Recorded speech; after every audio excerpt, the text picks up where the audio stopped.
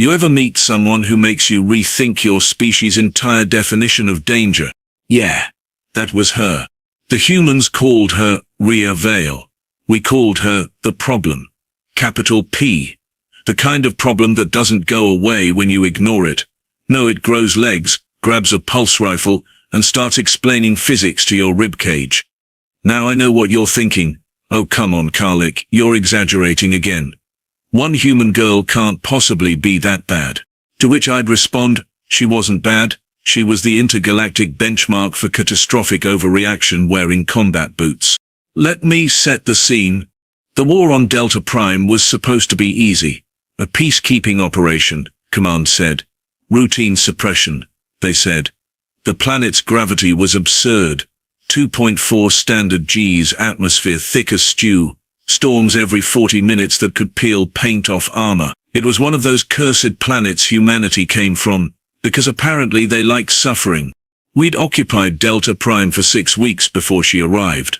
Rare Veil. Human. Female. 5 feet something. Muscles like corded steel cables, and eyes that looked like they were remembering every funeral they'd ever caused. She was assigned to the front unit of the Terran Expeditionary Corps after the local resistance failed. Our resistance, see, we the Varnathi had been fighting to reclaim our world from the humans for years. But the day she stepped off that dropship, everything changed. Now I was there. I saw it. The hatch opened with that slow hiss of doom you hear in bad action hollows. Steam, light, and there she was, helmet under her arm, smirking like she already knew how this story ended. The captain, my captain, sneered. One human? They send one?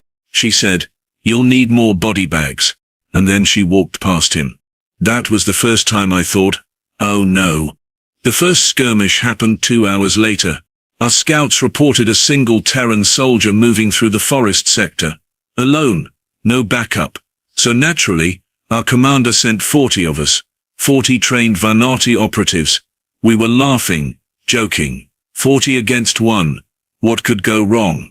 Answer? Everything. She didn't hide. Didn't retreat. Just stood there, leaning on her rifle like she was waiting for a bus. We fired first. A volley that could have erased a small village.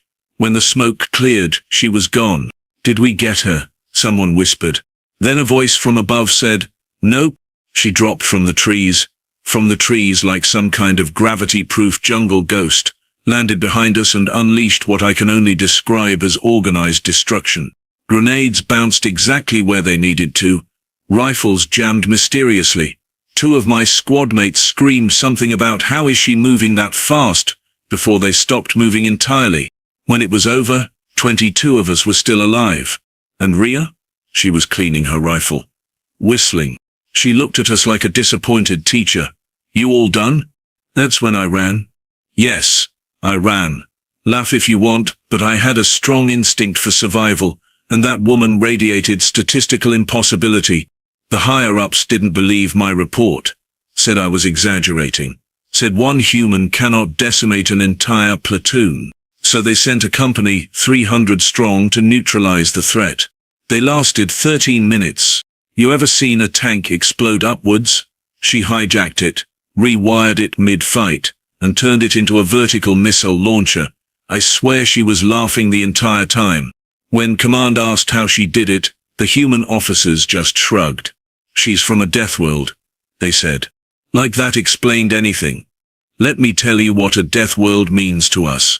A planet where even the grass wants to kill you, where gravity crushes bones, where oceans eat metal, where people survive anyway. And this girl didn't just survive there, she thrived. Word spread across the galaxy faster than plague spores in a ventilation shaft. Deathworld girl wipes out battalion. Terran soldier redefines close-quarters combat. Varnathi High Command mysteriously silent. Meanwhile I was reassigned to intelligence. Safer, I thought. Wrong again. Because my new assignment was her.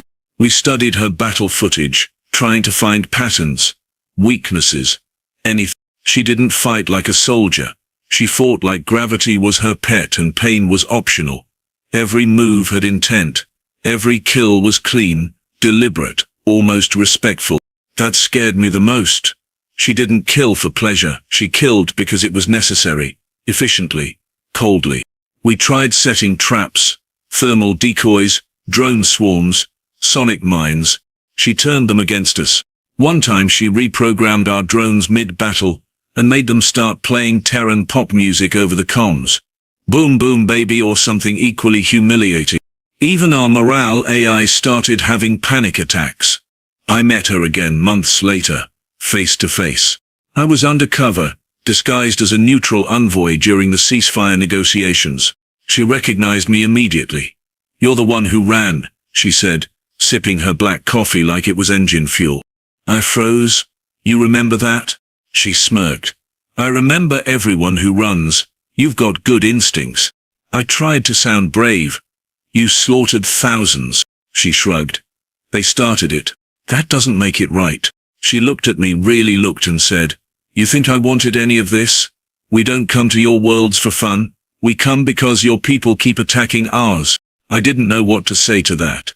The truth was, she wasn't lying. The Varnati Empire had been poking the Terrans for decades, thinking they were soft.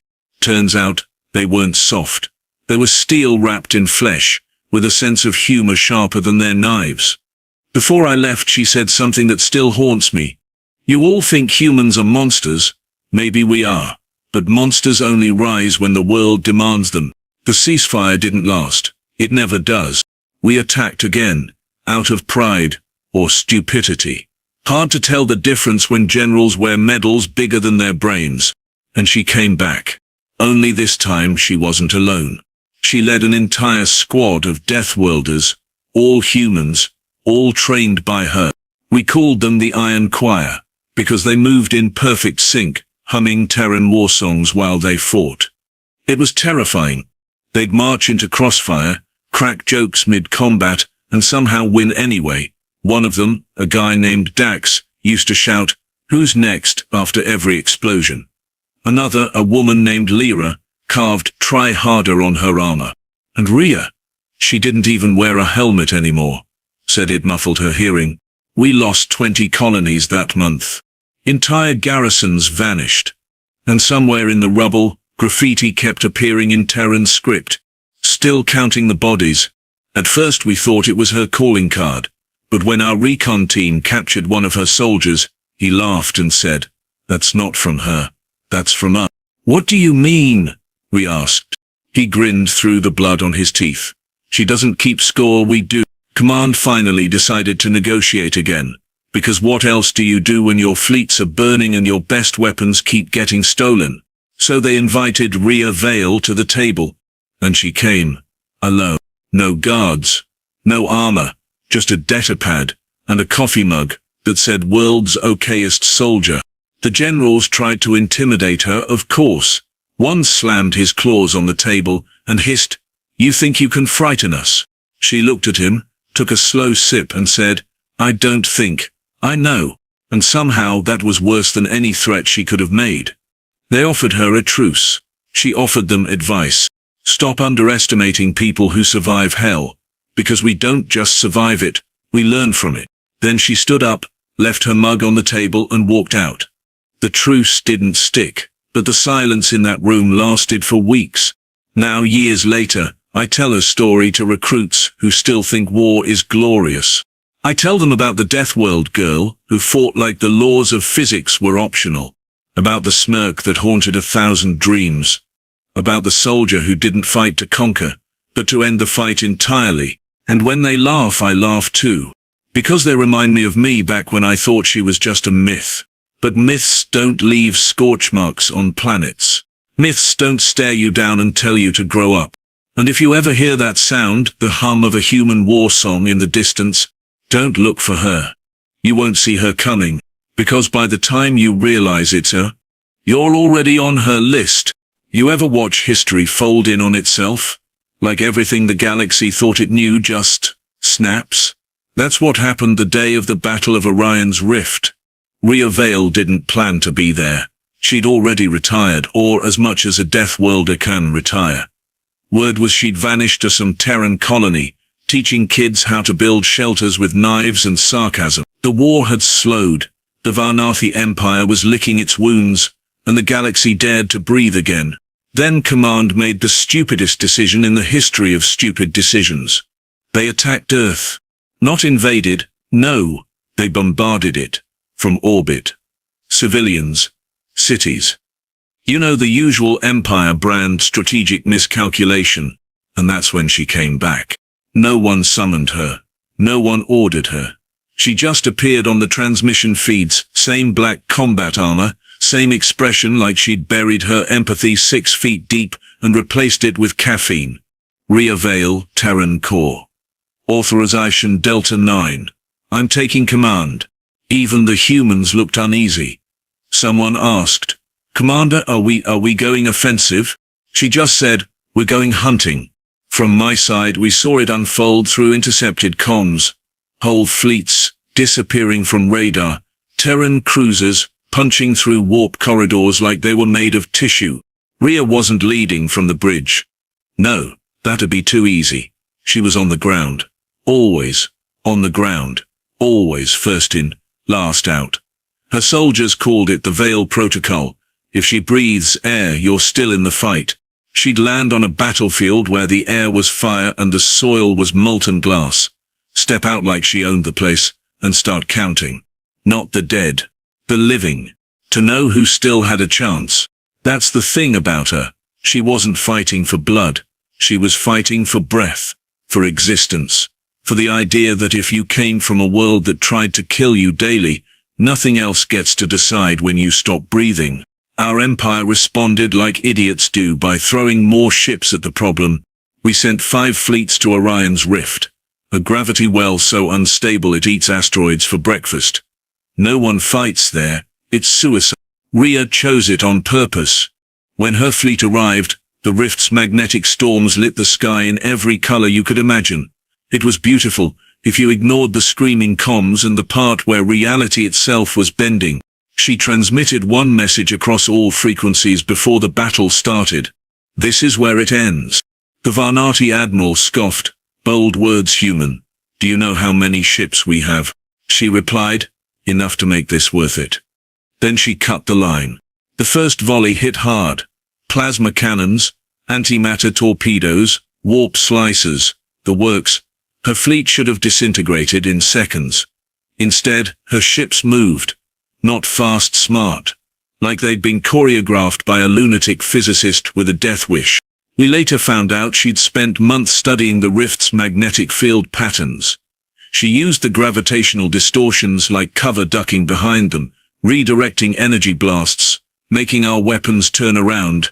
One of our destroyers fired a full salvo at her flagship, the Sable Dawn. The shots disappeared into the Rift's swirl, then came back out. Right into our own fleet. It was elegant, terrifying, and kind of insulting, but the real nightmare wasn't the ships, it was her. Halfway through the fight she launched in a drop pod. Alone. Her crew begged her not to. She just said, if I wait for permission, it's already too late. Her pod hit one of our dreadnoughts, the Vortak Prime, like a meteor. The sensors showed a single biosignature, moving through 12 decks in under 6 minutes. You ever seen a human fight on a Varnathi ship? Gravity higher, air thinner, corridors full of our soldiers twice her size. She still moved like she'd trained for it since birth. Security footage, what's left of it, shows her dragging herself through smoke and plasma fire, bleeding but smiling. She reaches the reactor core, plants charges, and says this one's for the children. Then she salutes, and the Vortak Prime becomes a new star in the Rift. After that, chaos. No, I take that back, poetic destruction. Her fleet pressed in, hammering the remnants of ours with precision strikes. But it wasn't just about winning. It was about sending a message. She left every transmission channel open, broadcasting her voice over the comms of both sides.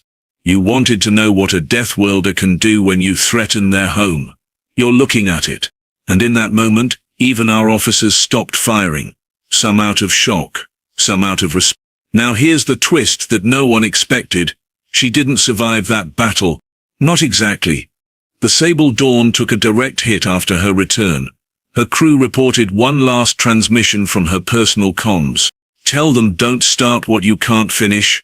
The rift consumed the wreckage. No body recovered. No signal. Nothing. But the war ended 2 weeks later. Our emperor signed the surrender without a word.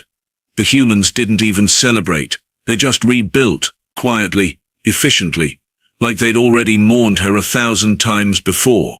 You'd think that was the end, right? Nope. Because a year later, our patrol ship picked up a distress beacon near the outer edge of the rift. Faint. Old. But Terran-coded. We traced it. And there it was. A single escape pod, half buried in frozen debris. Inside. No body. Just a Terran helmet.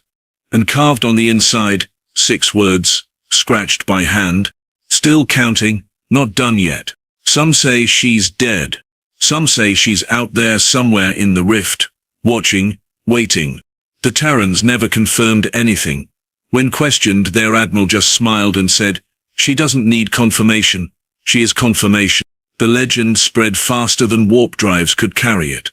Mercenaries quote her lines. Recruits whisper her name before battle. Entire systems hang banners that say Vale endures. Even the Varnati military, my people, train cadets using her tactics now. Irony's got a sense of humor, huh? I even heard one of our instructors yell, "Think like the Deathworld girl," during drills. Half the recruits fainted just from hearing it. You know, I never believed in heroes. Not until I watched her redefine what the word meant. She wasn't invincible. She wasn't perfect. She was angry, tired, sarcastic, and brilliant. She swore a lot. She laughed at death. She broke every rule we thought mattered. And somehow that made her more human and more terrifying than anything the galaxy had ever seen. When people ask me why we lost, I tell them we didn't lose to humanity. We lost to her. To her will, her defiance, her refusal to die quietly. Because Deathworlders don't fear death. They negotiate with it. Sometimes, late in the orbital barracks, I think I hear it. The faint echo of her voice through the comms. That calm, confident tone with a hint of mockery. "You still running, Karlik?" And I always whisper back, "Not anymore." Because somewhere out there in the swirling storm of Orion's rift, I like to think she's still walking among the wreckage. Helmet in hand, smirk on her lips, counting. Always counting. Not the bodies this time, the survivors.